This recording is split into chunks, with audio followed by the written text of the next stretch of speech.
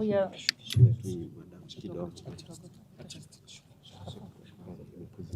I'm very short.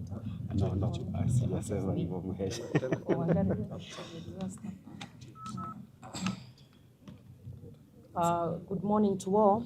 As we are all gathered here today, it's just a very, very sad morning as we have all woken up to this disaster.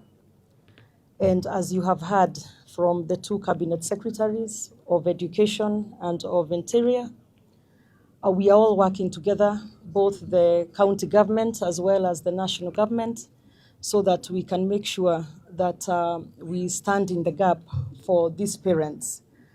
It's really a huge disaster that this morning.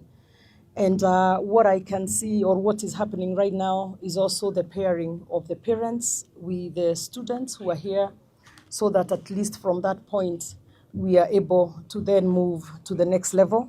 And as the Cabinet Secretary has said, there is also counseling that's happening or that's available here as we continue praying for those in the hospital so that they can heal and providing care and services for them.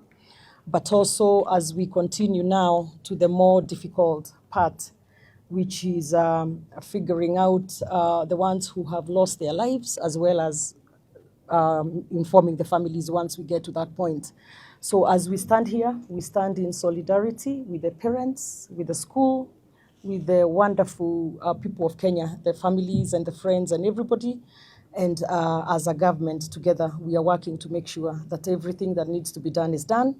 And as you have heard, we also have the Director of Criminal Investigations and his team, because it's also important to get to the bottom of what caused the fire so that we can make sure that it does not happen in the future.